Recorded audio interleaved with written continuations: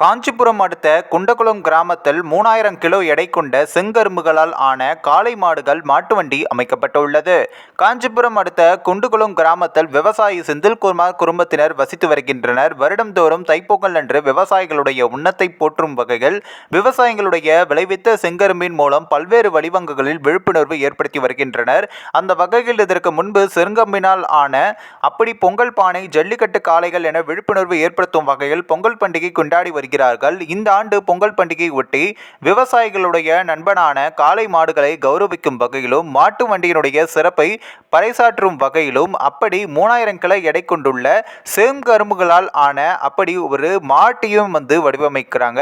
மற்றொரு பக்கம் அப்படி பாரம்பரிய பொருட்களை அனைவரும் அறிந்து கொள்ளும் விதமாகவும் பழங்கால பாரம்பரிய பொருட்களான சமையல் உபகரணங்கள், அளவைகள் உள்ளிட்டவைகளை காட்சிப்படுத்தப்பட்டுள்ளது. கடந்த ஒரு வார காலமாக செங்கரும்பிலான காளை மாடுகள் மாட்டு வண்டி அமைக்கும் பணியில் ஈடுபட்டனர். மேலும் இன்றிலிருந்து 10 நாட்களுக்கு அப்பகுதி மக்கள் பார்வைக்கும் வைக்கப்பட்டுள்ளது. இந்த ஒரு வீடியோ குறித்து உங்களுடைய கருத்துக்களை நீங்க மறக்காம கமெண்ட்ஸ்ல சொல்லுங்க. நம்ம ஏஷியாநெட் நியூஸ் தமிழையும் தொடர்ந்து ஃபாலோ பண்ணுங்க.